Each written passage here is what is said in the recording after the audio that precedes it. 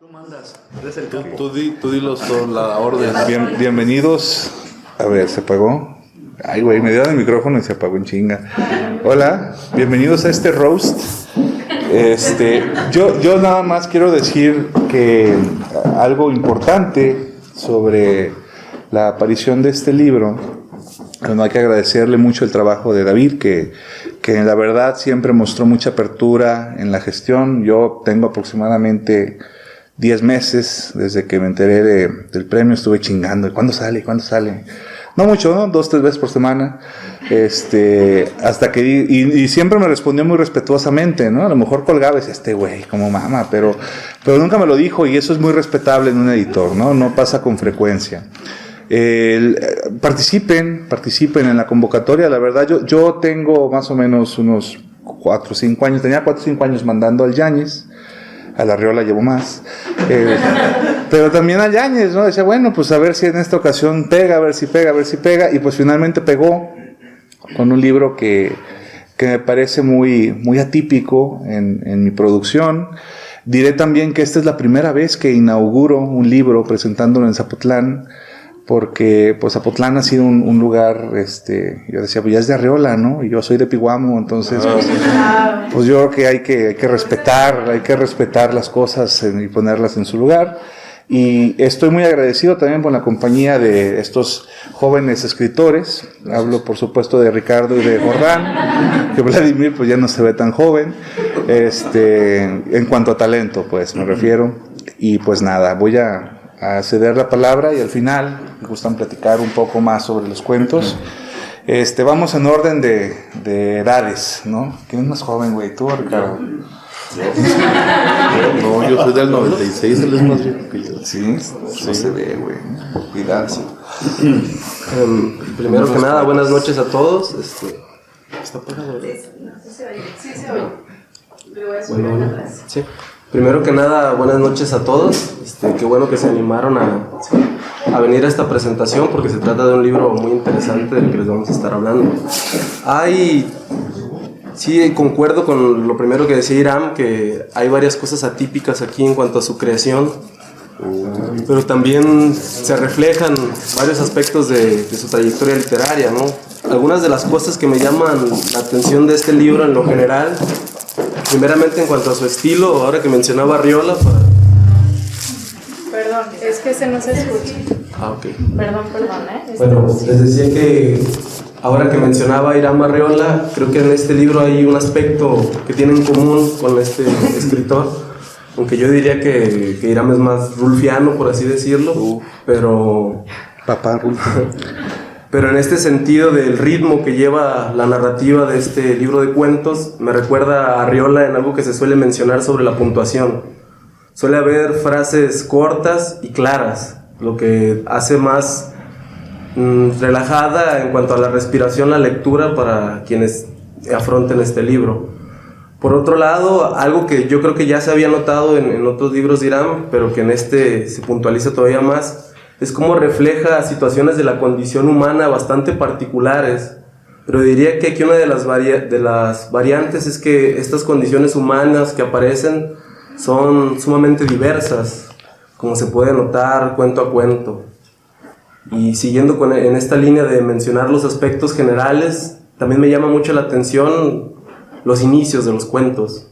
Me parece que cada uno de estos cuentos, o al menos la mayoría de ellos, inician con una frase que resuena constantemente en la memoria conforme prosigues con la lectura, como si esa frase desde el inicio te hubiera desvelado todo el cuento, pero al mismo tiempo esa frase te hace que constantemente te estés preguntando algo a lo que quieres regresar. Y para esto les quiero dar algún ejemplo. En el primer cuento, por ejemplo, se titula Lore, tu mamá ya no está bien, y comienza de la siguiente manera: mamá, ¿de quién es ese bebé? Pregunté dándome cuenta de que mi voz se volvía un hilo. Y esto es a lo que iba. Con esta frase tan breve ya nos genera tensión y nos dice hacia dónde va el cuento. Se trata de un bebé que no se sabe de dónde proviene, ¿no? Y literalmente hace la pregunta en la primera frase. Y esta pregunta durante todo el cuento tú puedes írtela repitiendo, porque es un constante misterio al que no se puede llegar. Igual no quiero entrar demasiado en decir como las historias de los cuentos, más bien quisiera mencionar como quiero hablarles sobre qué hay en estos cuentos, pero sin hacer spoilers, digamos, sin decirles de qué tratan, o en la medida de lo posible, ¿no? Por ejemplo, en este primero de Lore, Tu mamá ya no está bien, hay un fuerte acercamiento a la paternalidad, pero sobre todo a la maternalidad, porque el personaje principal no se encuentra lista, y creo que sucede con casi todas las personas que llegan a ser madres, no se considera lista para convertirse en madre. Sin embargo, por situaciones circunstanciales, termina afrontando esta obligación, ¿no? Y yo creo que esto es algo que le sucede a todas las mamás, ¿no? Que no puedes saber hasta qué punto ya estás preparada o no para afrontar la maternalidad.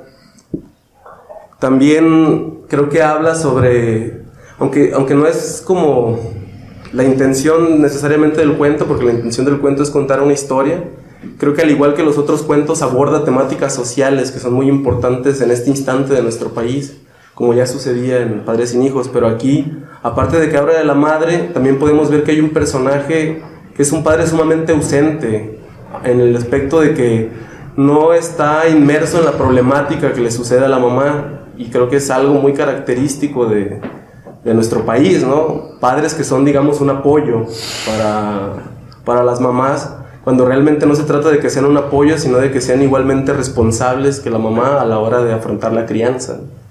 Y en este caso la que se ve angustiada, la que se ve inmersa en un terrible problema es la mamá, mientras que el papá en algunos puntos podría decirse que es un apoyo. Aunque ya cuando lo vean se darán cuenta de que es una circunstancia muy distinta a una maternalidad convencional, ¿no? Por otro lado, el siguiente cuento es Los últimos hombres. En este me parece muy destacable, voy a estar retomando esto de la condición humana que les comentaba porque aquí otra vez sucede. Algo muy común en nuestro país es la violencia policial, la violencia policíaca, donde muchos ciudadanos, muchas personas nos hemos visto maltratados por algún militar, por algún policía. Y eso cuando yo lo leí me sentí muy identificado en ese sentido, pero también me llama la atención que volvemos a lo de las temáticas sociales, también se aborda la violencia contra el homosexual, contra las personas LGBT, porque en este cuento se refleja lo difícil y lo complicado que puede ser una persona homosexual en un país como este y estando enfrentado sobre todo contra los policías, ¿no? Contra este tipo de gente, que de por sí ya son violentos, pero que tienden a ser todavía más violentos con cierto tipo de personas, ¿no? Que pertenecen a minorías o que suelen ser más discriminadas.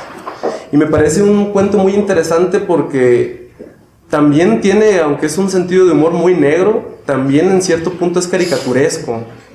Y me parece que es muy interesante abordar desde este punto de vista la situación, porque podemos notar que la violencia es algo que no es gracioso, pero al tú convertirlo en la literatura, en algo digerible, en algo que se puede leer, esto hace que sea más fácil de entrar en este tipo de temas.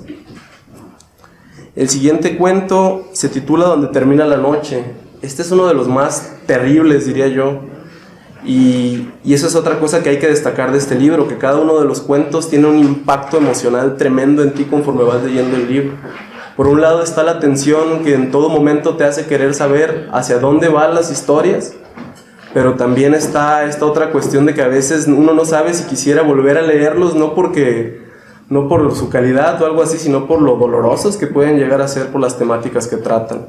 En este Donde termina la noche me sucedió justo eso, tal vez les pase a ustedes también cuando lo lean, que una vez que terminé el cuento yo me preguntaba si sería capaz de volverlo a leer, y en este caso es porque hasta es traumático las cosas que suceden, ¿no? Y aquí otra vez habla sobre algo muy importante que es las paternalidades distantes, cómo muchos hijos o hijas no llegan a conocer a sus padres y conforman una visión de ellos a través de la idealización. Y esto se repite constantemente en el cuento, hasta que en el final pues conoce al padre y no es como lo esperaban. No les voy a decir por qué, para que lo lean y ustedes se den una idea, pero resulta en que la imagen que se había hecho de su padre, que era bastante positiva, termina en ser algo completamente opuesto a lo que realmente es. El próximo cuento se titula Los mariachis callaron. Este es uno de los más graciosos, podría decirse, dentro del libro, porque aunque también refleja cierto machismo, porque decía, el libro no deja de reflejar, refleja demasiado machismo. Y digamos, y como les decía, a través de todo el libro constantemente aparecen estos aspectos de la sociedad que son hórridos, de nuestra sociedad mexicana particularmente. Comparado con los demás, es un cuento que no tiene tanta... Es difícil decirlo porque todos cuentan con mucha violencia y con muchos momentos trágicos. Probablemente no es tanto así, pero aborda también, es un muestrario de la cultura mexicana, por cómo aborda las canciones. Constantemente en este cuento están apareciendo letras de canciones que también representan la idiosincrasia mexicana en muchos aspectos, que es de por sí machista, ¿no? Y es curioso ver cómo a través de la música esta idiosincrasia mexicana siempre se ha visto reforzada con el paso de los años. Ya desde la idea de que, pues para empezar, todos los miembros de un mariachi son hombres, ¿no? Por lo general, no sé si actualmente ya se acostumbre que haya mariachis de mujeres, pero hasta donde yo tengo entendido siempre son hombres, ¿no? Es como una tradición que ya de principio es más cercana al hombre. El siguiente cuento se titula Llegamos tarde a casa. Y otra vez, creo que es un tema que probablemente desde que se hizo padre Irán le parece muy importante o le ha impactado. Ay, por fin va a empezar el roast. Y retomo otra vez esta temática. Y a mí me llama la atención porque, bueno, voy a hacer lo contrario a roast, porque Irán le gusta destacar mucho a la cantidad de terribles padres que hay en este país, cuando él realmente es un padre muy presente, ¿no? Que siempre está ahí, pero ve la importancia de... Déjate grabo, güey. Pero ve la importancia de exponer el lado opuesto, ¿no? Que son estos padres que abandonan, que no se encuentran ahí. ¿Escuchas eso, abogado? Pero también refleja algo bastante preocupante, podría decirse, o triste, mejor dicho, que es el hecho de que cuando una madre tiene un hijo con una enfermedad, realmente se ve desprovista de todo apoyo. Para las demás personas no es tan relevante como debería el hecho de que la crianza de un niño que nace con una disformidad de cualquier tipo, con una enfermedad, suele ser totalmente complejo, tanto en lo económico, porque tienen que tener dinero para llevarlo constantemente a sus tratamientos al hospital, así como también en cuanto al trabajo que impone, ¿no? Para una persona dedicar su vida a la crianza de alguien que está enfermo desde el primer instante en que respira, porque no da tiempo para trabajar, no da tiempo para salir, no da tiempo para hacer otras cosas. Estas personas, estas madres, son mujeres que se tienen que dedicar de entero a sus hijos. Y a mí me parece interesante que Irán, pudiendo tener cualquier otro tipo de personajes, elige estos personajes, ¿no? Que son personas en situaciones vulnerables, en situaciones de cambio drástico en sus vidas. Y eso es algo que me resulta confortable, porque creo que nos hace falta echar un vistazo a este tipo de personas, a este tipo de situaciones que están sucediendo todo el tiempo en nuestro país. Por eso me parece muy acertado que las haya llevado al plano de la literatura. Y de este cuento me gustaría leerles, para reflejar este abandono de la madre y esta problemática de tener que criar a un niño con una enfermedad, me gustaría leerles uno de los últimos párrafos.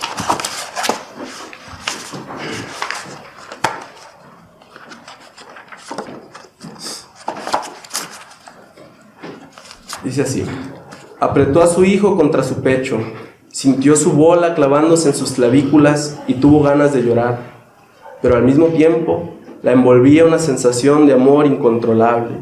Por un momento fue como si viera con total claridad aquel tumor odiado que se había aferrado al cráneo de su hijo. En ese momento también aquella masa de carne latía con fuerza, luchando contra el frío y el agua para sobrevivir. y ella acompañaba esa lucha, y fue como si acaso por un instante también lo amara. No voy a dejar que te pase nada, dijo, pero no sabía a quién iba dirigidas sus palabras, pues escurrieron de sus labios rociados por la lluvia, precipitándose al suelo, quebrado por la luz de los faroles. Vemos esto, ¿no? Ella, por un lado, está preocupada por su hijo vulnerable, pero al mismo tiempo ella también es parte de la enfermedad de su hijo, aunque ella no es la que está enferma. Es como si también formara parte de su cuerpo este dolor y esta miseria que tiende a hacer vivir con la enfermedad, porque uno a veces cuando se siente enfermo, aunque ni siquiera sean enfermedades tan graves, pues pierde ganas de hacer todo el resto de cosas, ¿no? Y en este caso, que es una enfermedad más fuerte como es un tumor, pues se complica de sobremanera toda la vida. Después viene el suceso de San Quintín, que también me hizo pensar en muchas cosas, incluso una reflexión quizás un poco arriesgada la que voy a hacer, pero este cuento me hizo acordarme de cierto arte mexicano o cierta literatura contemporánea, donde a veces se expone la violencia del país como si se tratara de una feria o de un circo, porque aunque si bien son temas que se tienen que tomar o que se tienen que llevar a cabo, a veces pareciera que es necesario que se lleven a cabo estos temas de violencia para que la gente tenga interés en lo que se dice o en lo que se habla, ¿no? Pero aquí en San Quintín la violencia se muestra de una forma en que se le saca provecho para ganar dinero. Hay un país donde hay una circunstancia muy rara, donde aparecen cuerpos mutilados, no les voy a decir más que eso, y lejos de que sea algo drástico o triste, se convierte en un lugar de atracción turística. La gente quiere ir a ver para conocer este misterio violento y demás. Y esto me recordó mucho, por ejemplo, o me puso a pensar mucho en lo de la nota roja, por ejemplo. Cómo hay este gran morbo hacia las circunstancias de violencia en el país, o cómo a veces son solo momentos en los que se destaca eso, pero a nadie le importa lo que hay detrás de la violencia, solo como la noticia y el momento en el que la noticia está en su momento cumbre de atención por parte de las redes sociales o de la gente en general, ¿no? El siguiente cuento se llama La convalecencia, y en este resulta fundamental cómo se aborda la sexualidad desde el punto de vista de un enfermo, que yo creo que yo por lo menos no había leído todavía muchas historias donde se abordara este tema. Las debe haber, pero me parece interesante que lo haya elegido, porque la sexualidad, como bien saben, es algo que forma parte fundamental de cualquier ser humano, pero pocas veces nos ponemos a pensar qué sucede cuando alguien pierde este espectro de su ser. Y cuando lo pierde, no porque elija dejar de tener sexualidad, sino porque la enfermedad ya no se lo permite.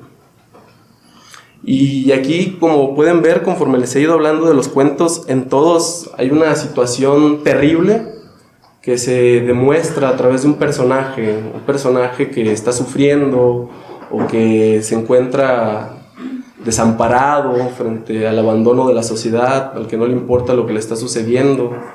Y constantemente en el libro aparecen este tipo de personajes, ¿no? No hay ningún personaje, por ejemplo, al que todas las cosas le vayan bien, o al que la mayoría de cosas le parezcan reconfortantes.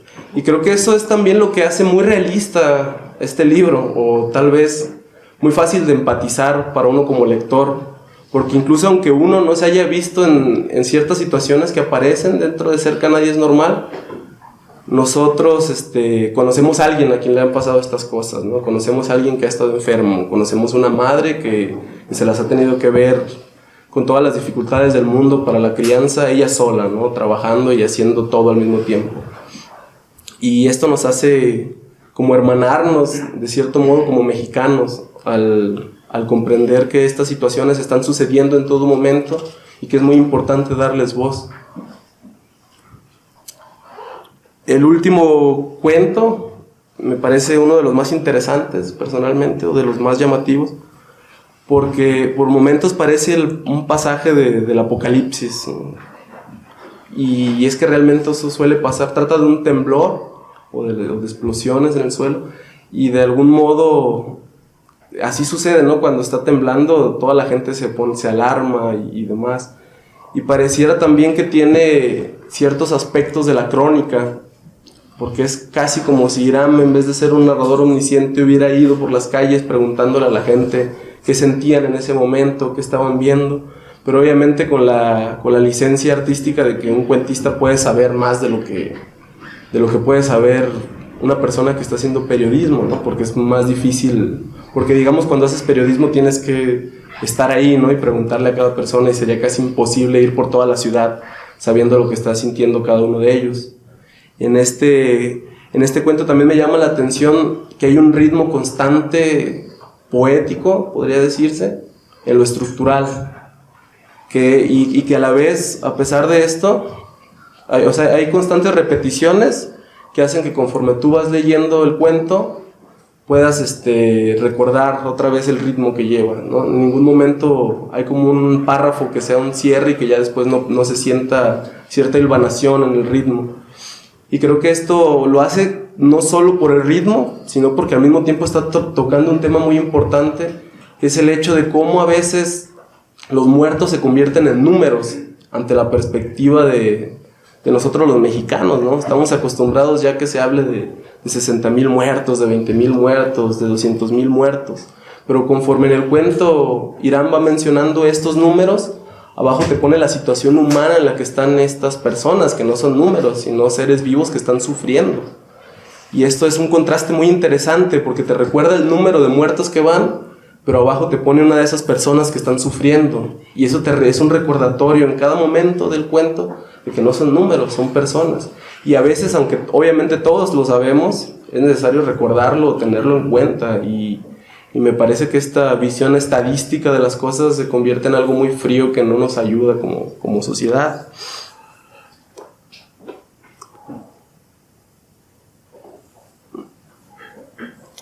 Y sí, creo que por mi parte esto sería más o menos lo que tenía preparado. También me gustaría destacar que en diversas partes de los cuentos hay imágenes poéticas muy divertidas y muy interesantes, que en cierta forma reducen la necesidad de que haya un párrafo entero explicándote algo, porque hay una imagen que condensa toda esta información.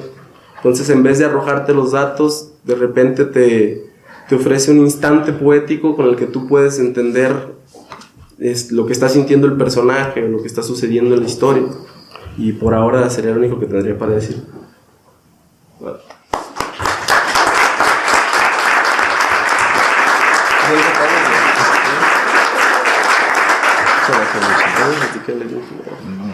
Bien, pues continuando el roast, que no es nada en contra del libro, quiero dejar eso bien claro.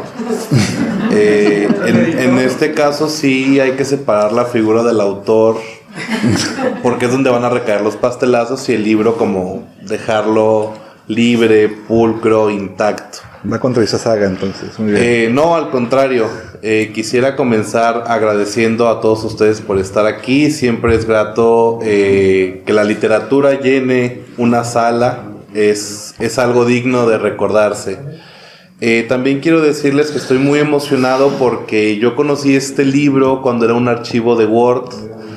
Un archivo de Word, hay que decir, al que había muy poco que comentarle.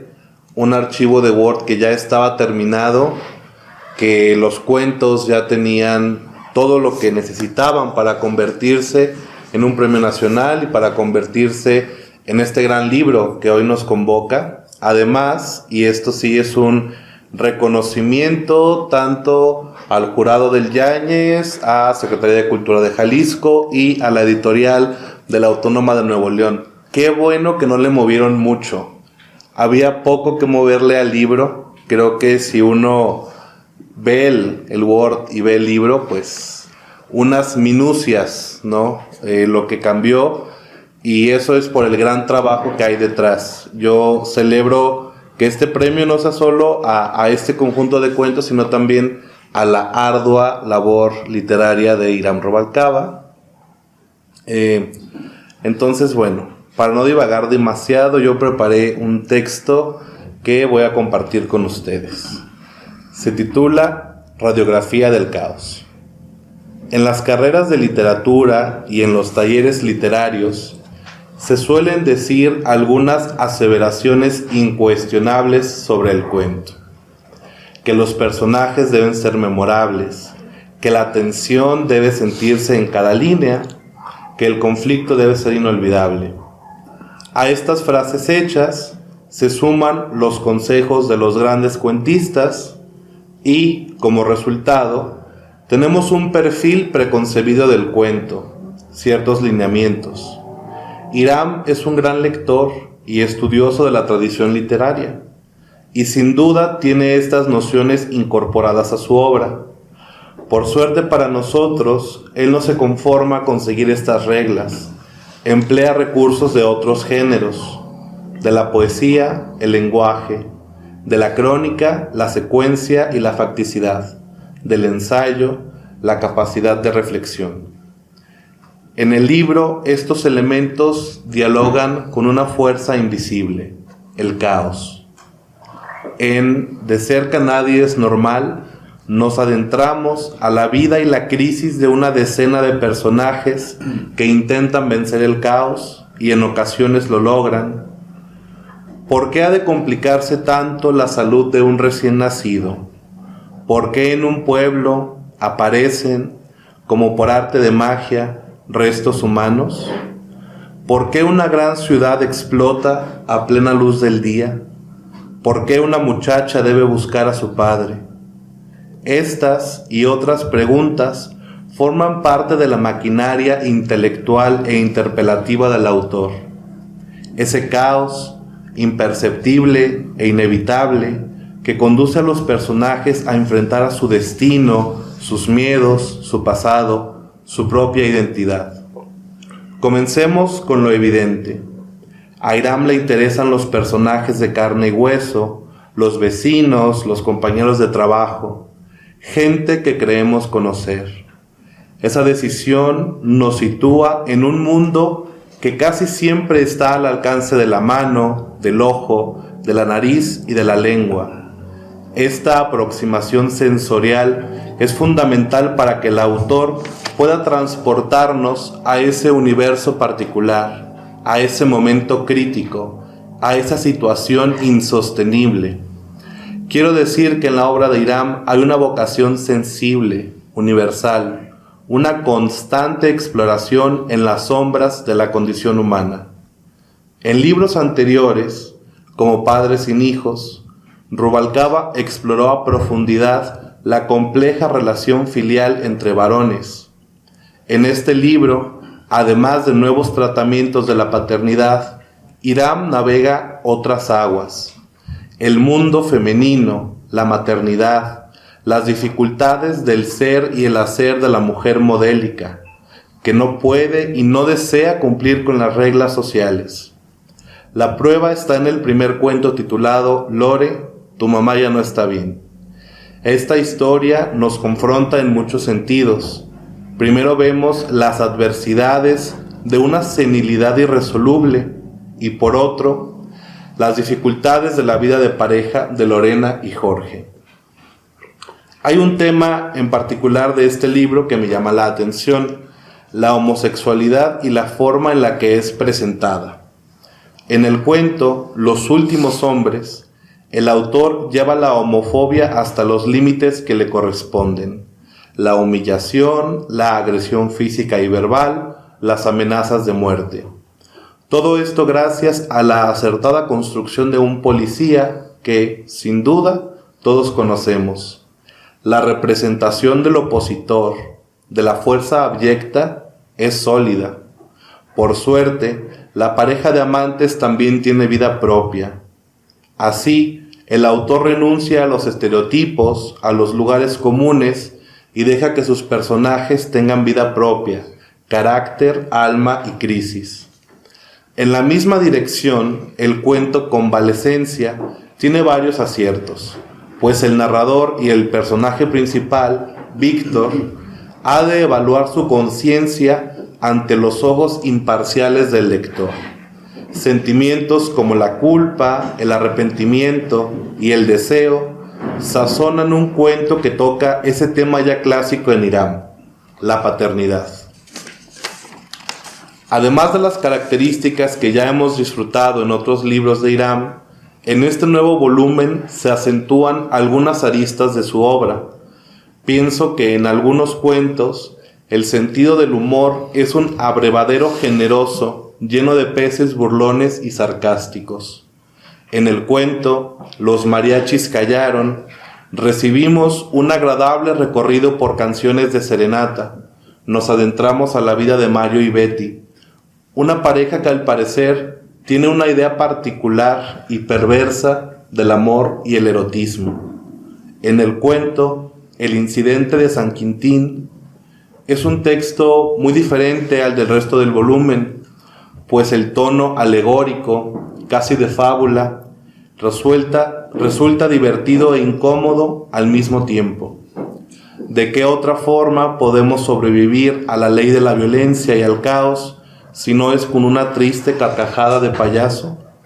Este texto me recuerda el humor cruel de Juan José Arreola y a la comedia satírica de los mejores cuentos de Virgilio Piñera.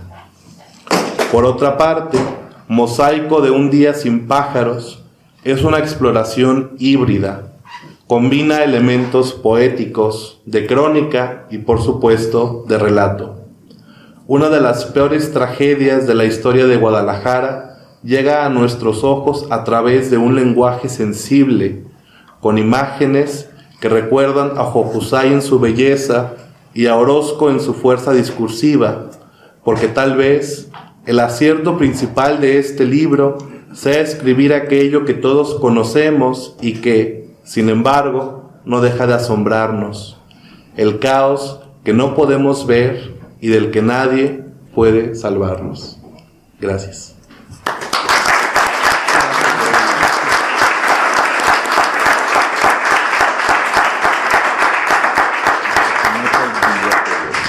Sí, no, yo jamás podría. Es un gran compromiso estar aquí en esta mesa frente a público conocedor.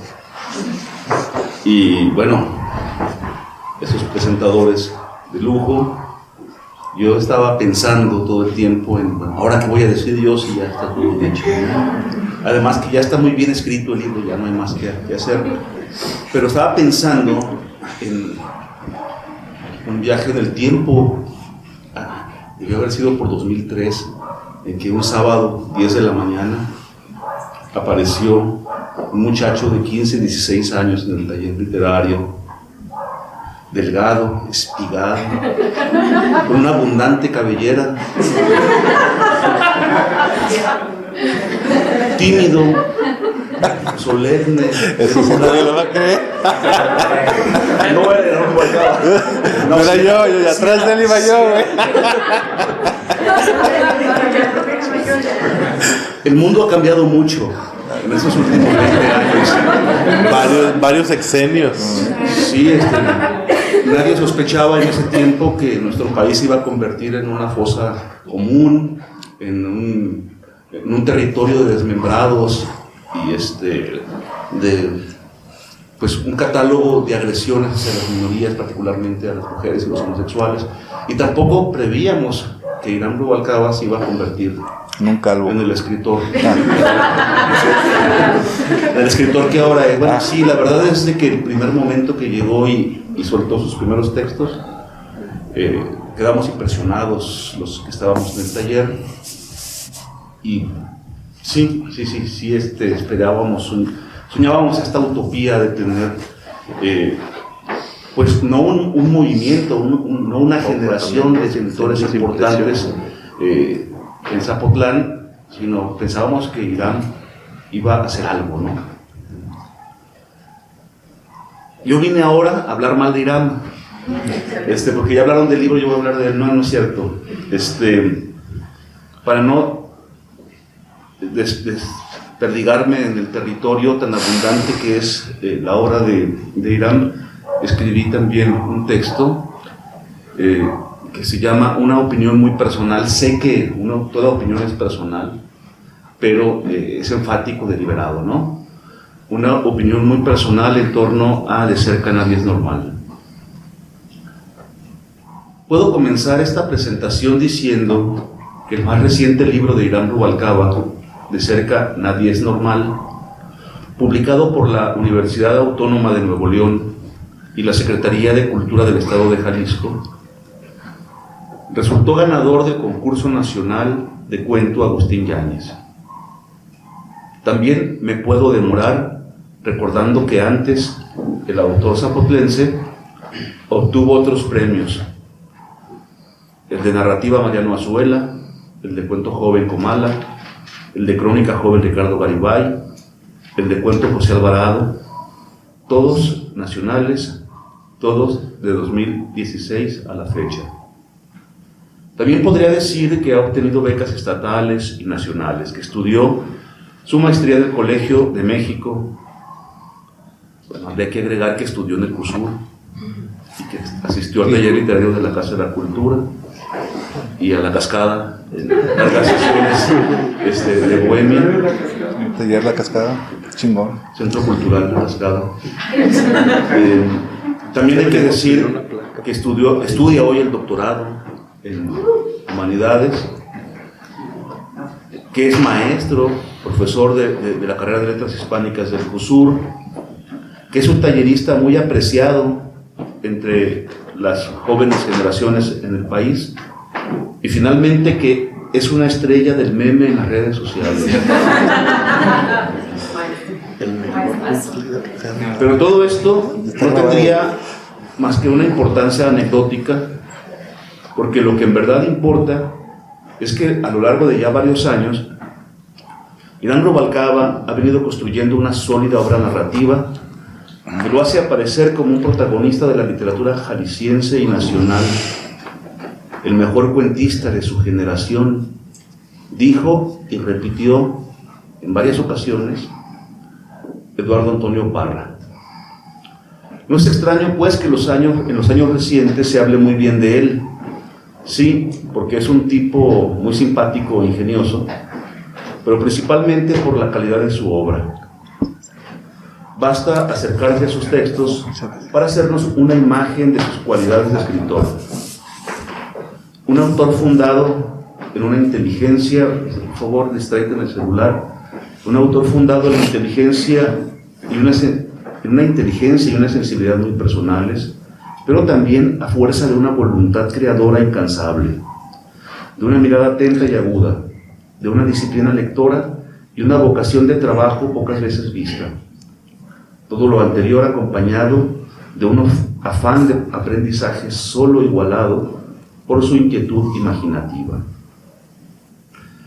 Comencemos pues por decir que De cerca nadie es normal, el sexto libro de este autor zapotlense, está compuesto por 8 cuentos, todos de excelente factura, que sus personajes evolucionan de manera sólida, que sus historias siguen siendo objeto de sorpresa y emoción, que los temas y el tratamiento que él hace de ellos no solo nos proporcionan solaz y esparcimiento, sino una innegable experiencia estética y ética, que su capacidad narrativa y literaria continúa proporcionando los motivos de sorpresa en quienes lo leemos. Leí con atención De cerca nadie es normal, con atención porque por experiencia sé que la escritura de Irán es como un surtidor, una fuente que refresca, un remanso de las lecturas cotidianas. Leí con atención y con sorpresa. Sorpresa porque este volumen, al menos para mí, representa un giro en la cuentística del autor. Identifico un importante viraje frente a sus anteriores libros de cuento, en donde lo veíamos en extremo riguroso con sus creaciones, en la búsqueda de una deseada y deseable perfección, en la unidad precisa y contundente de sus piezas y del conjunto de las mismas, en la construcción de mundos cerrados y autónomos y cuya máxima expresión es el multicitado Padres sin hijos. Yo mismo hace un año, en la presentación aquí en Zapotlán, declaré que lo consideraba su mejor libro hasta ese momento. En parte lo sigo pensando, pero tengo a De cerca nadie es normal en un lugar muy especial, porque a nivel de las formas, de las estrategias narrativas, de los tonos y registros, lo encuentro más relajado, más fluido, más experimental, más propositivo, en fin, más arriesgado.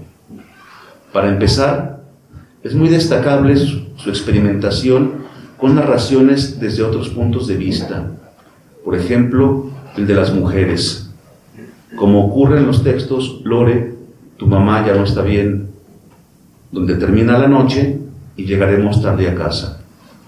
O bien, cuando explora desde la perspectiva de la homosexualidad en los cuentos Los últimos hombres y Convalecencia. Me agrada identificar nuevas búsquedas temáticas, además, como la de la enfermedad, la citada diversidad sexual y el humor. En el nivel estructural también encuentro nuevas propuestas. Veamos algunos ejemplos.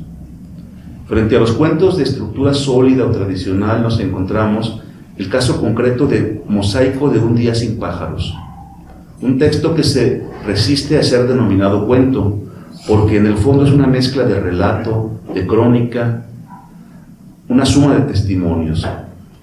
Otro caso es el de Los mariachis callaron, en el que Irán logra, gracias a la ironía y a la caracterización del personaje, no a la caricaturización del personaje, un texto de importantes alcances solo a partir de una anécdota chusca y trivial.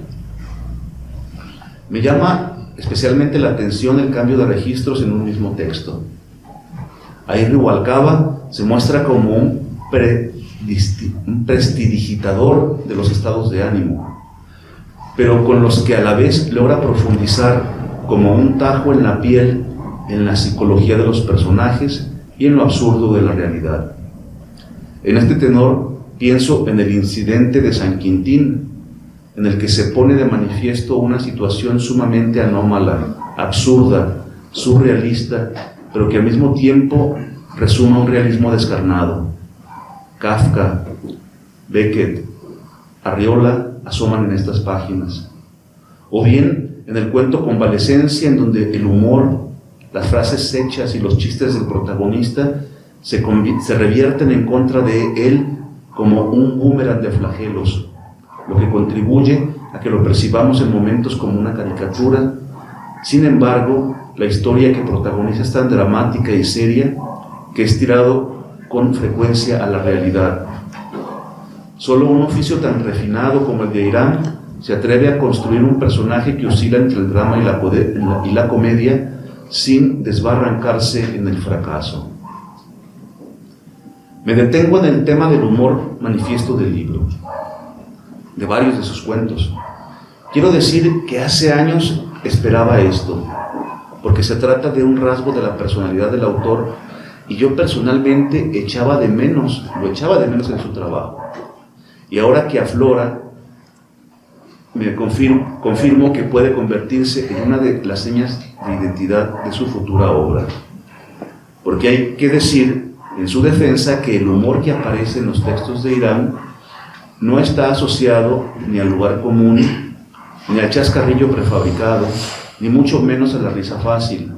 Por el contrario, se nos muestra como ocasiones oportunas y creativas, a través de un humor lacerante, que hiere, que nos produce una mueca que se puede confundir con el desencanto o el coraje.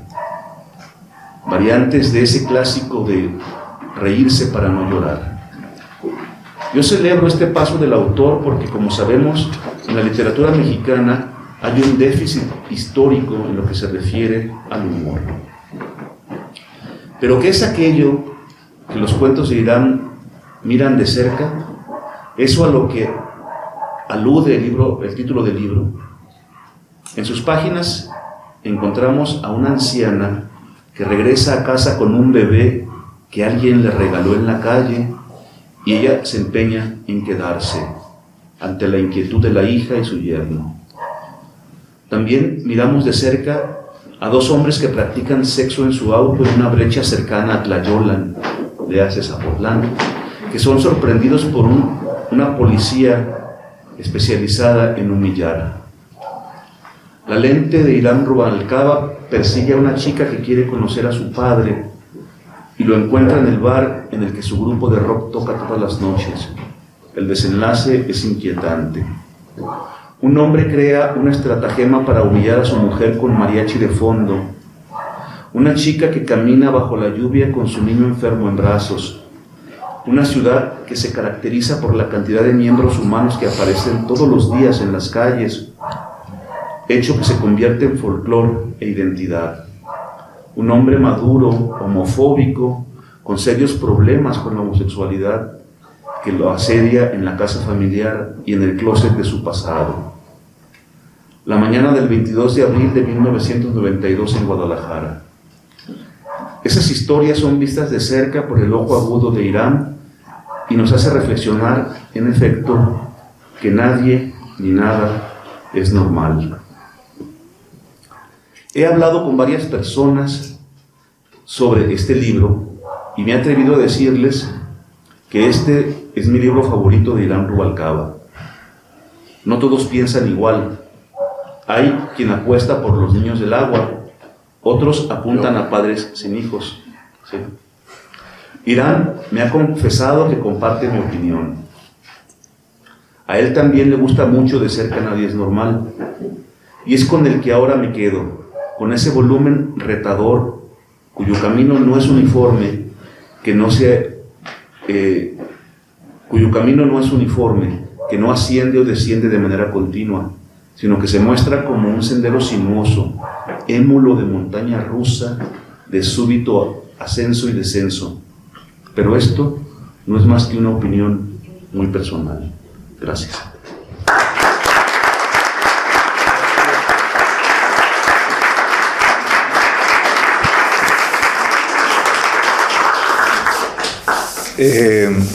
Yo tengo un problema con la solemnidad. Entonces voy a decir chichis, caca y pelos para terminar con ella de golpe.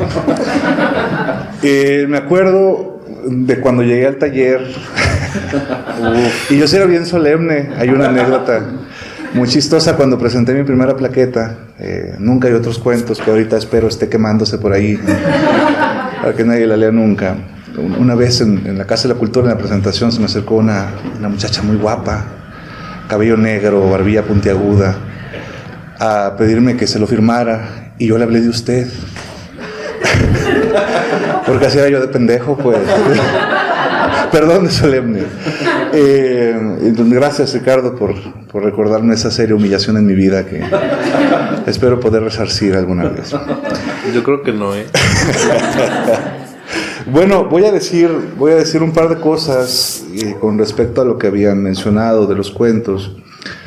Yo, pues, tengo ya varios años dedicándome al ejercicio, a la creación del cuento, como una vocación, ¿no? Ya últimamente ya he explorado otros géneros, pero yo estaba convencido cuando empecé a ir al taller.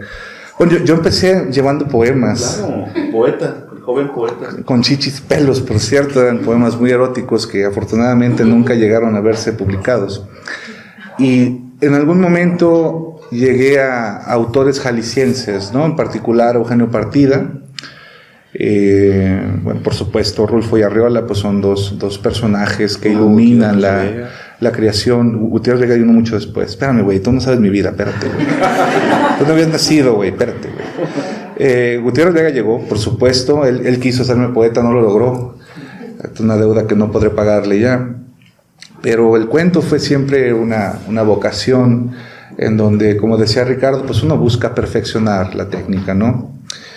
Yo siempre he tratado de que el nuevo libro de cuentos sea una especie de reto al libro anterior, ¿no? Padres sin hijos lo fue para La noche sin nombre.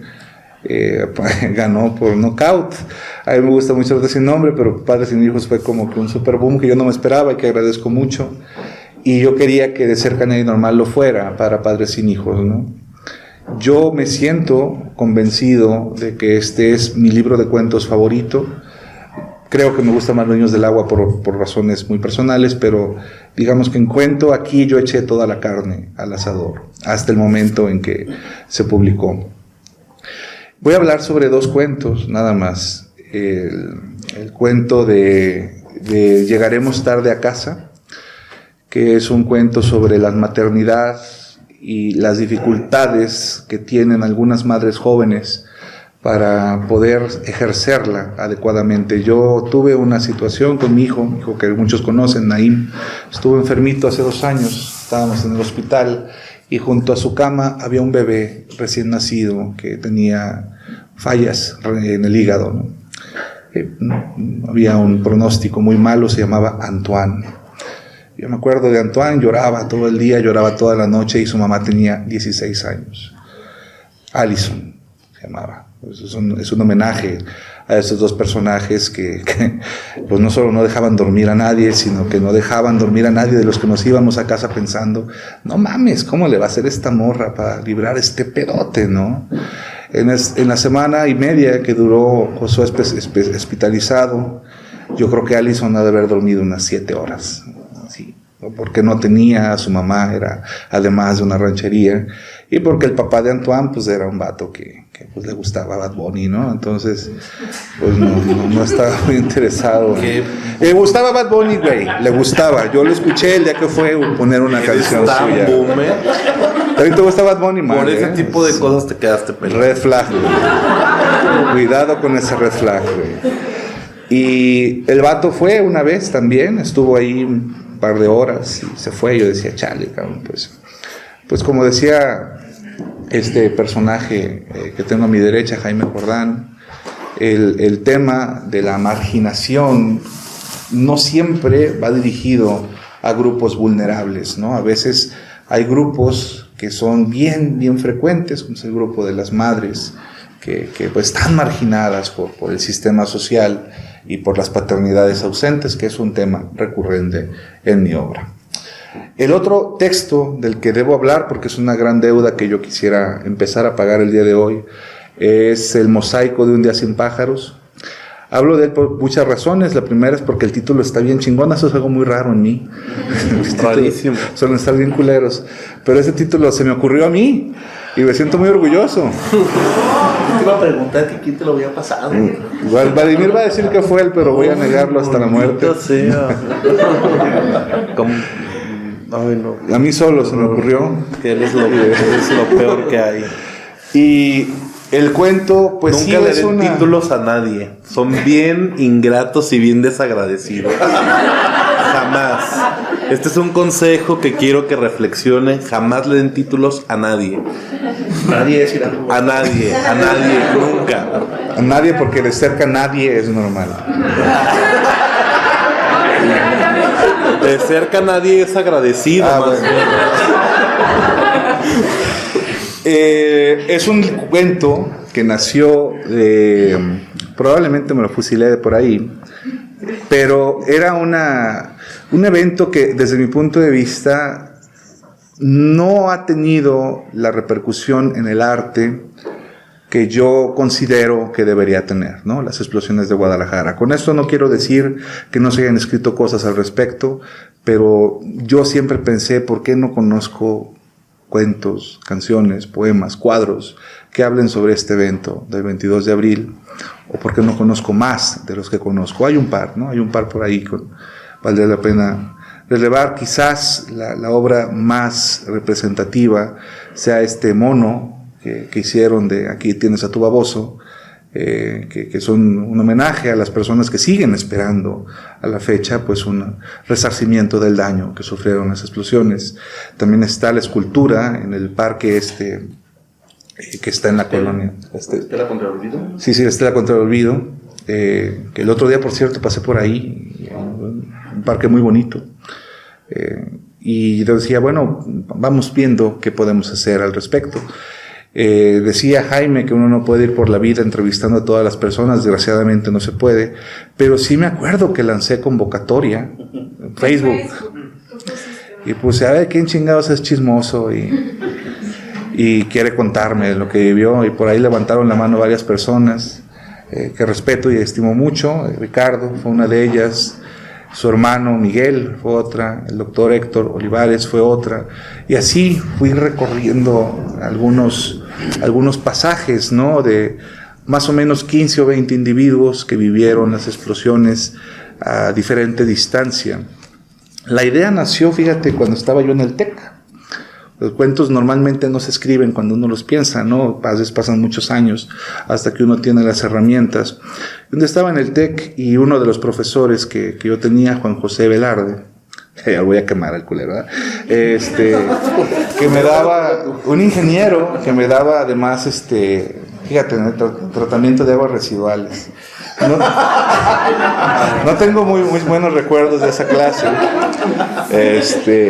Pero sí recuerdo que en abril, cuando fue me acuerdo si el 20 aniversario, cuando yo estaba en el TEC, nos contó su experiencia porque él vivía en una de estas colonias y empezó a llorar.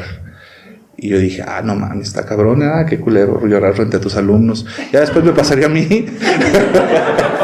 Pero de aquel momento yo decía, este cabrón no es un robot, ¿no? O sea, que vivió para que le pasaran estas cosas. Luego, años después, poquito antes de que yo empezara a escribir el cuento, hubo una fuga de gas en mi colonia, en Tlaquepaque, y uno de mis vecinos salió corriendo casa por casa para que todos nos fuéramos del lugar. Y cuando platiqué con él después, dijo, no, cabrón, es que yo estuve el 22 de abril y nadie hizo esto por nosotros. Entonces, bueno, estas cosas son heridas, ¿no? Son heridas y cicatrices que están en la memoria de los pueblos y que yo considero una de las más importantes funciones del arte es precisamente traerlas a la luz, a la nueva luz de nuevos tiempos, a la nueva luz de nuevos lectores. Muchos de ustedes seguramente no habían nacido el 22 de abril de 1992. Pues sí, güey, pero no mames. Bueno, tampoco tú. Pero para los que somos habitantes... Rucos. Oye, que se lleva conmigo. Para los que son un venerable anciano. Habitantes de Guadalajara, aunque sea de paso, sigue siendo una herida reciente. Y bueno, basándome en estos testimonios, basándome en también la lamentable situación en la que derivó este evento, que es una situación en la que no hubo indemnizaciones, en donde se taparon las calles horas después de las explosiones cuando todavía había sobrevivientes, en donde parece que el olvido en el que han caído muchas de estas víctimas es el destino en el que caerán las víctimas de esta otra explosión gigantesca que es el crimen organizado. Pues dije, bueno, vamos tratando de hacer un pequeño homenaje. Y antes de, si hay tiempo de preguntas, quisiera leer un fragmento de uno de estos cuentos que le faltó una dedicatoria que debería decir a Vladimir Ramírez. Y esto dice más o menos así. No es algo bueno, en realidad. Ay, güey, ¿cuál página es? Aquí está. Los últimos hombres. El ruido de los golpes en la ventanilla llegó poco después de la luz. Una luz blanca, cegadora, que lo obligó a cubrirse los ojos y ni siquiera le dio tiempo de buscar su ropa. Sebastián se removió torpemente en el asiento trasero del coche, golpeándose en el freno de mano, en la palanca y en el volante mientras regresaba al lado del conductor. Desde ahí notó los faros encendidos de las camionetas de policía y casi al mismo tiempo el uniforme oscuro que se había acercado a su puerta. Las torretas de las dos patrullas estaban apagadas a propósito. Quisieron agarrarlos así, a la mala. Notó las figuras uniformadas que caminaban alrededor del carro, proyectando sus sombras en el interior como animales al acecho. Bajó el volumen del estéreo, pues la música no lo dejaba pensar con claridad. Pinches puercos, ya nos chingaron, pensó, mientras escuchaba la voz nerviosa que venía del asiento trasero, quejándose porque no tenían que estar ahí, porque ya le había dicho que lo mejor era pagar el motel y si algo les pasaba sería su culpa y de nadie más. Él también estaba molesto por su decisión, sorprendido en una brecha por ahorrarse unos pinches pesos, por buscar la aventura cavernaria del sexo en la intemperie. Como un chavito pendejo, maldijo. El acompañante se cubrió el rostro con una camisa blanca y se recostó en posición fetal. Sebastián se lamentó unos segundos mientras buscaba algo para cubrir sus genitales sin encontrarlo. Nuevos golpes en la puerta Lo obligaron a bajar apenas unos centímetros la ventanilla y a buscar el rostro que se escondía detrás de la luz. «Buenas noches, amiguito. Mira nada más que modesto de ropa. ¿Qué, no tienes frío?» La voz de la gente sonaba amigable, pero Sebastián sabía que no estaba ahí para ayudarlo. El aroma de las hojas y la tierra seca que acicalaban su nariz fue rápidamente sustituido por el aliento ácido del policía. Una mezcla de comida y días de no lavarse los dientes que lo obligó a pasar saliva para aguantar el asco.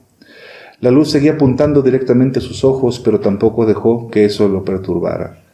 «¿Todo bien, oficial?», respondió estoico.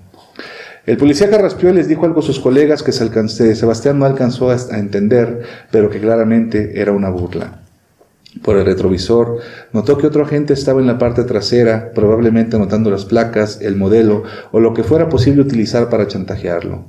Trató de mantener la calma. Si bien la situación era tan desagradable, quizás sería capaz de manejarla si se tranquilizaba. Hacía años, cuando trabajó en el ayuntamiento, solía tratar con policías y sabía cuál era la mejor manera de lidiar con ellos. Pero ahora que era maestro en la universidad, había perdido la práctica. Además, tomado por sorpresa, se sentía irritable, amenazado. El frío de la brecha se filtró por la ventana entreabierta y le erizó la piel. Un suspiro del asiento trasero lo tensó. «Lo veo muy agitado, amigazo». Risas. «Mire, es peligroso que anden aquí cometiendo actos inmorales. Para usted y para la muchacha. Por fortuna, somos los últimos hombres buenos del pueblo y venimos a ayudarlo antes de que les llegue algún maleante». «Perdón, oficial, entiendo, ya nos vamos», dijo Sebastián, fingiendo agradecimiento, pero cuando hizo ademán de buscar las llaves, el policía lo interrumpió. Espérese, tenemos que levantar reporte todavía». Hizo una seña a uno de sus colegas que se apostó frente al coche. El sonido de los animales del campo lo cubrió todo a su alrededor y resaltó la soledad en la que se hallaban. Sintió que una piedra bajaba a su estómago. «Déjanos ir, oficial, no estamos haciendo nada indebido», trató de sonar seguro. «No, joven, perdone, pero la ley es la ley». «Uy, a estas horas la ley es todavía más ley». El policía se agachó hasta que su rostro quedó a la altura de la ventanilla y por momentos echaba vistazos al asiento trasero con mal disimulada lujuria. «Tenemos que verificar sus placas porque andamos buscando un carro idéntico a este». La voz del policía estaba lejos de sonar severa. Solo estaba tratando de incomodarlo en un proceso que en cualquier otra circunstancia habría sido rutinario. A pesar de esto, a Sebastián le preocupaba sentir el peso de la soledad en aquel lugar donde apenas llegaba el rumor de los coches. Además, el hecho de que no los habían dejado irse no era buena señal. Maldijo de nuevo. «No les voy a dar ni un peso, cabrones», pensó mientras miraba por el retrovisor el asiento trasero, ocupado ahora por un bulto quejoso e ingenuo. Trató de mantener la calma, volteó hacia la luz con gesto severo. «Les voy a pedir que se bajen del coche, joven. Hay que registrar todo de arriba abajo. Pero no estamos haciendo nada prohibido, oficial. Mi coche es propiedad privada y yo puedo andar encuerado en mi propiedad si quiero». «Híjole, Manoplas, ya te salió un licenciado», se burló uno de los policías parado frente al coche. El oficial que habían llamado Manoplas hizo una seña para callarlo, luego se dirigió a Sebastián. «Pues eso lo deciden en la estación. Aunque bueno, yo la verdad no quisiera que las cosas se hicieran tan grandes». «Estoy de acuerdo. Déjenos ir. ¿Para qué hacemos las cosas tan grandes?» «No lo podemos dejar ir así, amigo». «Pues a mí no me van a sacar de mi auto. Háganle como quieran». Hubo un instante de silencio. El policía que registraba las placas se había colocado frente al coche y miraba a sus compañeros con un gesto de burla. Era mucho más joven de lo que Sebastián había imaginado, más o menos de la edad de sus alumnos. Los otros dos policías se habían colocado en la parte trasera, desde donde daban golpes rítmicos en la cajuela con las palmas de las manos. De la ventanilla le llegó un gruñido de despecho que le hizo sentir tranquilo. Probablemente le pedirán alguna información, lo retendrán en el lugar unos minutos, pero nada más. «Mire, amigo, ve a su alrededor», dijo acercándose todavía más a la ventanilla. «No hay nadie. Mejor hay que arreglar las cosas como gente civilizada. Hay que portarnos bien. Hágalo por ella». «Pues la ley es la ley, ¿no dijiste? Así que mejor diles a tus compañeros que quiten las patrullas y todos están contentos». Uno de los policías había usado el asiento trasero. «Miren, cabrones, ¿ya vieron?», llamó, pero nadie parecía poner atención. «Tengo todo el derecho del mundo a coger en mi carro si quiero». «No se ponga así, amigazo. Ya te dije que no voy». «Sebastián, ya dale el dinero, por favor». La voz de Manuel, surgida desde el asiento trasero, se clavó en su pecho. Sebastián empujó el cuerpo de su pareja con la mano y le dio un par de palmadas para que se callara. Pero el muchacho siguió exigiéndole que diera el dinero con aquellos chillidos furiosos. El semblante del policía se trastocó, movió el halo de luz del rostro de Sebastián y lo dirigió al asiento trasero, iluminando por primera vez el cuerpo de Manuel. Lo repasó de arriba abajo mientras sus facciones se iban frunciendo en un semblante colérico. «¡Hijos de su puta madre!», gritó. «¡Son putos! Con razón el pinche coche me olía cagada». Apagó la lámpara y se alejó unos pasos del carro, dando manotazos al aire, como si blandiera una furia añeja. Los otros policías, más que sorprendidos, parecían joviales. Sus carcajadas opacaron el sonido de los insectos y de los autos que se escuchaban en la distancia. Lo voy a dejar ahí, porque me faltan como 15 páginas. Para que compren el libro, porque es muy largo y pues no quiero interrumpirlos y hay que dejar que si tienen alguna pregunta o comentario, pues se las responde Vladimir. Muchas gracias.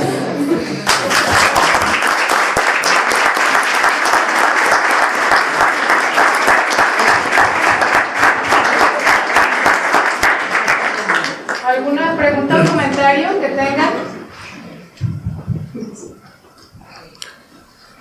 Pueden levantar la mano y yo les llevo el micrófono. Creo que se quieren ir a pistear con el alcohol.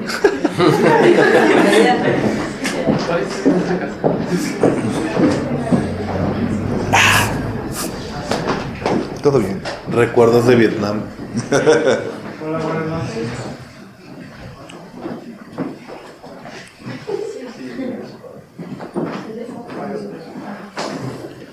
Buenas noches. Los cuentos que creo que me trató el último de terminar y lo que llama mucho la atención es sobre todo, aparte de esta imagen que retratas de las mujeres, es decir, si en tus otros cuentos abordabas la imagen de la paternidad como tal, a veces este padre o esta relación fracturada no lo transpones a lo mejor en las relaciones que tienen que ver con la maternidad, o esta idea de la maternidad no deseada. Por ejemplo, me recuerda en el cuento de Lore, Mamá no está bien, esta negación ante la posibilidad de ser madre. Creo que en algunos momentos el personaje tiene náuseas ante la idea de hacerse madre. Y en el cuento de la chica que se va mojando, también esa negación de la posibilidad de tener otro hijo, o sobre ese tabú. Me recordó mucho Casas Vacías, sobre Brenda Navarro, sobre esa indisposición de la personaje a rehusarse a ser madre.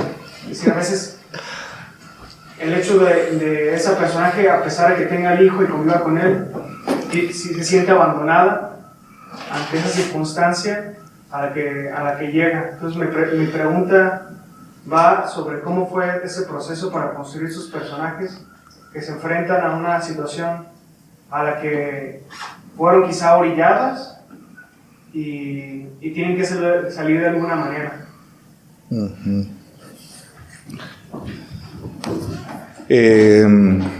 Gracias, José Manuel.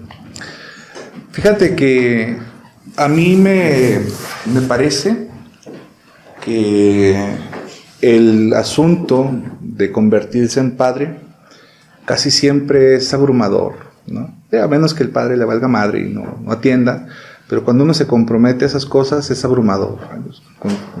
En muchos más momentos de lo que te imaginas, tus papás desearon no haber tomado la decisión de tenerte. Lo sé porque a mí me ha pasado también. Digo, ay, güey, ¿para qué me metí en este pedo, no? Cuando el niño se enferma y dices, ay, güey, qué culero, tengo que pasar por esto, no le puedo echar la bolita a nadie. Y pues no puedes, y tienes que afrontarlo, y en ese proceso hay un crecimiento, cuando quieres. Yo había abordado esta situación desde el punto de vista del padre porque eran las dudas que a mí me aquejaron cuando, como dijo Jaime, pues yo me enteré de que pues se me veía esa papa caliente, ¿no? Y dije, bueno, pues yo siempre he tratado de escribir sobre mis traumas y mis miedos, y la paternidad para mí en principio fue mucho, mucho miedo de que muchas cosas terribles podían pasar. Así nació Padres sin Hijos, y así nació un cuento de este conjunto que no alcanzó a entrar en Padres sin Hijos, que fue Donde termina la noche. ¿no? Este cuento de una muchacha que nunca ha visto a su papá y cuando va a conocerlo, pues descubre que su papá es terrible, ¿no? La construcción de personajes femeninos fue un reto, sobre todo porque ahorita hay una postura discursiva, al parecer en mi gremio, que dice que los hombres no deberíamos entrar al discurso de la mujer, o que las mujeres no deberían entrar al discurso del hombre, ¿no? Como si le perteneciera a cada uno ciertas condiciones humanas. Yo no creo en esto. Yo creo que la literatura precisamente es una forma de buscar la empatía por medio de exploración, ¿no? Exploración en personajes, que los personajes no son personas, sino son seres simbólicos de la condición humana. Y yo dije, bueno, yo nunca he explorado la maternidad. Y la maternidad más interesante desde mi punto de vista, es la maternidad no deseada. Porque la maternidad deseada, pues ya la ve uno en Televisa, ¿no? Y se ve muy bonito, o en Hallmark y esas cosas. O cuando uno tiene suerte en su propia casa, ¿no? Aquí anda mi mamá y yo quiero pensar que su maternidad fue deseada. Espero. Si no, pues ya que chingados, ¿no? Ya 35 años después, ya que... por eso me decidí a buscar una forma de yo también explorar qué se siente, ¿no? Este abandono del padre cuando una madre no puede hacer otra cosa más que enfrentarse al bebé que ya está. El cuento en el donde toqué esto no fue tanto el de Llegaremos tarde a casa como fue el de Lore. Para mí el de Lore es una metáfora de lo que es la llegada de un bebé, cabrón, ¿no? De que todo cambia y de repente no tienes de otra más que enfrentarte a ese pequeño ser que no es ni siquiera completamente humano todavía, cabrón, porque yo sentí que mi hijo se hizo humano como a los 2 o 3 años y dije, ahora sí ya no es un como animalito, ahora es un ser humano con el que puedo establecer una conversación, ¿no?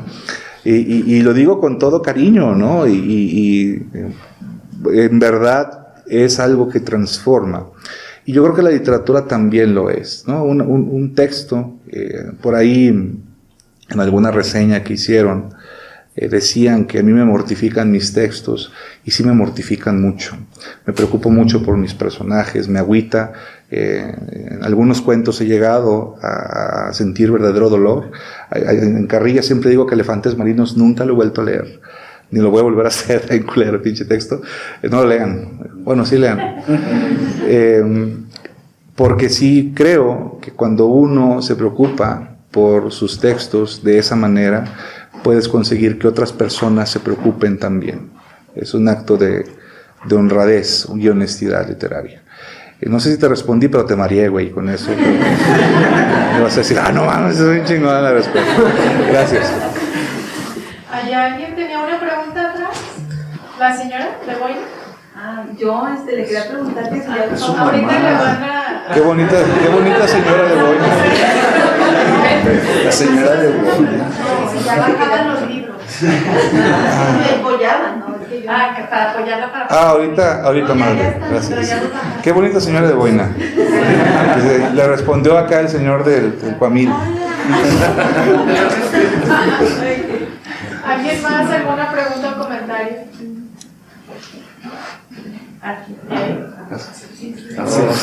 No, ya. Me valió madre esto. Olvídate. Se viene un momento de imprudencia. No tiene una pregunta como Chema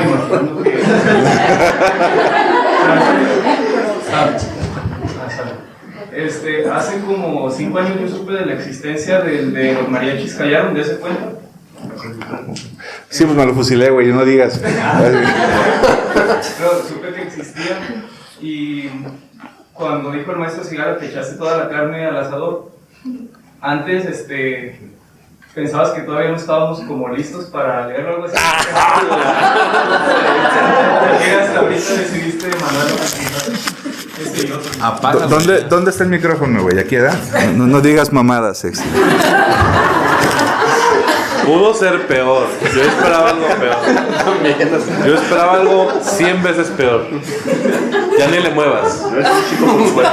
Ya te respondí, pero voy a explorar un poco más la respuesta. Lo que pasa, querido Sexy, es que, bueno, Yair, ¿no? Le digo Sexy porque tenemos por ahí algunas cosas. ¿También contigo? Por ahí, cuando uno construye libros de cuento, puede pasar de dos maneras. A mí me ha pasado de dos maneras hasta el momento. O se me ocurre un tema y escribo un chingo de cuentos, bueno, no un chingo, pero 10, 15 cuentos sobre ese tema, y luego los voy organizando, o de repente pues digo, se me ocurre este cuento y creo que va con esta colección. En el caso de Padres sin Hijos pasó lo primero, que dije, pues este tema me interesa mucho, escribí varias cosas, y en el caso de este dije, bueno, tengo estos cuentos que se emparentan, y tengo otros cuentos que son de otro momento creativo que parece que van, ¿no? Por ejemplo, el más antiguo de estos cuentos es el incidente de San Quintín, que surgió por ahí del 2018, y que la anécdota me la dio Bondúen, fíjate, que no vino el cabrón, por cierto, graba esto, Sexy, ¿eh? Yo vi quién vino y quién no. Tú no fuiste a la presentación de Clara. Perdón, don Rencores. Como si hubiera sido la única presentación, mira, no dejan de repetirlo cada que puede. Qué rencoroso. Cada que puede. Fuiste el otro que no fue. Ni el Bon lo recuerda tanto. Por cierto, hablando del Bon, el otro ausente espíritu, quiero decir que el personaje del papá del cuento de donde termina la noche, yo siempre que lo pensaba imaginaba sí, el podría espíritu. ser bajista de En Lontra, 10 años dije, el pinche espíritu ahí, lo describo y si se fijan es como el espíritu, nada más voy a dejar eso ahí. Pero también aparece en otro cuento el Ferco y el Montes. Claro. Sí. Bueno, y decir eso, que este libro me gusta mucho también porque está lleno de personas que respeto, que admiro, de otros que me quería burlar, como el Ferco y el Monchis, y que quería hacer pues de esto una especie de búsqueda para organizar un libro de cuentos variado, donde no hubiera tantísima tensión, donde hubiera un poquito más de exploración temática, y donde, bueno, cubriera las cantidades de páginas que te pide el concurso, porque pues ya la zona dice que uno no escribe por el dinero, pero pues no mames, yo sí, ¿no? Gracias, Sexy, por tu pregunta.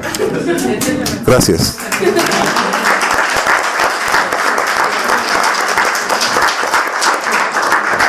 ¿Alguien más? Acá Fernando quiere... Fernando. Me levanto y... Ya lo siento, pues aquí mira, con este ¿Sí? Bueno,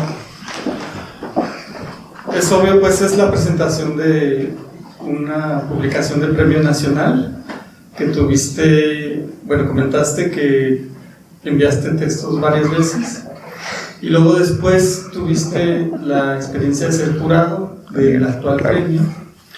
Entonces te quería preguntar si puedes compartirnos qué panorama o qué hallazgos viste en las propuestas del último concurso, que fueron 180 propuestas. Ok. Y pues abonarle también a la promoción del premio, pues. Claro. Va tirando hielo muy delgado. Está bien chingón. Voy a decir dos cosas nada más a ese respecto porque es hielo un poquito delgado. Lo primero que voy a decir es que me sorprendí, digamos de forma muy positiva, de que dentro de los 200 paquetes que revisamos, algo 180. así. ¡Ay, qué gusto! Perdón, señor contador. ¿No? Eran todos muy delicados hoy, ¿no? 280 paquetes que revisamos, yo diría que por lo menos 40 tenían calidad, ¿no? Y eso en un premio nacional, sorpresivamente, es mucho que decir. Si algunas veces revisas 250 y hay 10. Acá había 40, que yo dije, órale, pues a lo mejor con tantita chamba podrían, y de esos 40 había como 10 que yo decía, estos están perros, ¿no? Y pueden ganar. El caso de Ileana, afortunadamente, los jurados coincidimos en ese libro. No tuvimos muchas coincidencias, pero en ese libro sí coincidimos que había un material ahí interesante. Bueno, ella es poeta, fundamentalmente, pero uno de sus maestros de cuentos, Carlos Martín Briceño, gran cuentista de Yucatán, pues digo, no me pareció raro, ¿no? Que es una persona que se dedica. Y digo que se dedica porque eso es muy importante. Cuando uno se acerca a un texto literario de una persona que no conoce, en las primeras líneas, es más, en el primer párrafo, tú ya sabes si ese güey escribe o no escribe. O sea, si es una como una ocurrencia, y a veces son buenas, o si es un güey que sabe que hay una diferencia entre un argumento interesante y una trama. La diferencia es que la trama es artificial, ¿sí? Y tú tienes que buscar dónde empezar, qué palabras elegir. Dice acá Jordán, son frases que se quedan a lo largo de todo el cuento. Bueno, son frases que no se me ocurrieron en el primer momento del texto. Volviendo al texto dije, cabrón, mejor empezar con esta frase mamalona para que Jordán diga, oh, este güey, eso es artificio, ¿sí? Entonces, en ese sentido yo creo que el concurso Agustín Yáñez tiene muchísimo potencial de crecimiento. Voy a decir otra cosa que sí me parece muy chistoso. Hay una cláusula en la convocatoria que dice que los cuentos tienen que rescatar la memoria histórica. Eso es muy, muy chistoso porque yo creo que en ningún momento en la discusión del jurado dijo, oye, los cuentos de esta morra rescatan la memoria histórica. Porque en general yo creo que eso, que es medio tramposo, porque pues muchas personas pueden decir, no, pues será que mis cuentos no entran porque son históricos. Es medio tramposón. Todo texto literario realista rescata la memoria histórica de su pueblo. Entonces, finalmente, es chistoso, ahí está, desde que empezó el concurso. Yo creo que muy pocos textos es más, yo metí el pinche cuento de las explosiones de Guadalajara porque dije, a huevo, esto sí rescata la memoria histórica, cabrón, ¿no? Eso sí es verdad. Este pinche cuento, si no rescata la memoria histórica, yo no sé qué pedo. Ahí estuvo el desempate. Ahí estuvo, yo estoy seguro que fue esa cláusula la que le dio el gane. Fue el quinto penal. Entonces, aquí hay muchas personas que se dedican a la creación literaria, algunos tienen más tiempo que otros. Yo creo que lo importante es ser conscientes, pues, de que la literatura finalmente requiere oficio, pero manden por 3 razones. La primera, porque si no mandan definitivamente nunca van a ganar. Solamente mandando se ganan las cosas. Segundo, no les va a costar el pinche paquete. Sí, ustedes arman su documentito en Word, un PDF y lo mandan. Así, ahí va. Antes costaba armar un paquete con un curso de cuento, son como 1,000 pesos. Pinche Arriola ya me debe como 10,000 pesos. Y también porque yo creo, y he defendido esto en muchos foros, la literatura de Zapotlán el Grande está ganándose el sitio que merece a nivel nacional. No nos la pelan todavía los chilangos y los norteños, pero no tardan.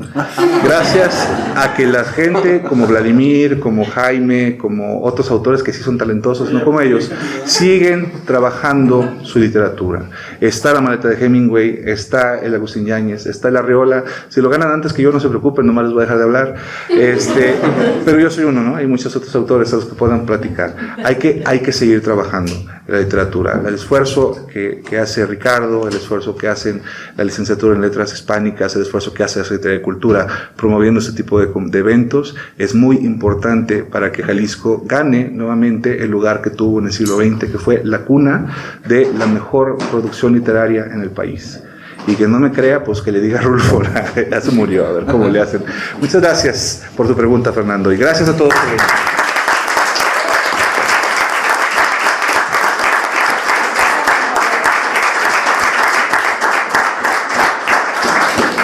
Agradecerles a todos ustedes por estar aquí. Quiero recordar o hacer mención que el día 25, viernes 25 de febrero, vamos a tener el siguiente conversatorio, que es del libro de Alejandra Alonso, se titula Averiados. Entonces muchos de ustedes ya compraron el libro, habría nada más que leerlo. Y va a estar como conversadora Paulina Velázquez, el maestro Ricardo Sigala y una servidora. Entonces, pues están todos invitados para que vengan el viernes 25 de febrero a las 7 de la noche. Y bueno, David Izazaga, Fernando Toriz, muchísimas gracias por estar aquí. Irán Rubalcaba, nos va a venir a dar un taller literario. Ajá, va a venir a dar un taller literario.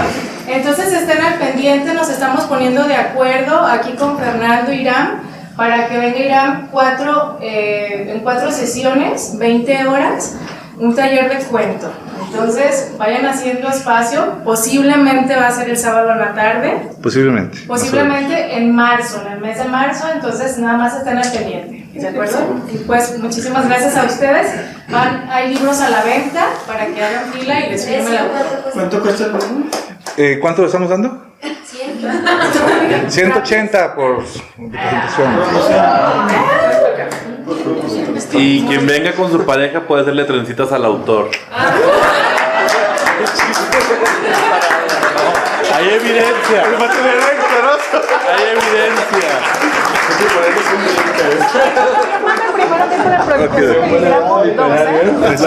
No traigo pluma yo. Oye, ese ya lo quitamos. Le va a salir gratis el libro por eso. Que sea barata porque probablemente no vuelva, güey. Para la sala de lectura, el prodigioso. Sí. O los lectores en la sala de lectura. Se está grabando el sexy. Es bien guapo, pinche sexy. Cuidado, ¿no? Cuidado. Ese audio puede ser usado en tu contra. ¿Eso crees? Durante años. Buenas noches, bienvenidos a todos. La Casa Taller Literario Juan José Arreola les da la más cordial bienvenida a la presentación del libro De cerca, nadie es normal, de nuestro estimado Irán Rubalcaba. Bueno, los premios literarios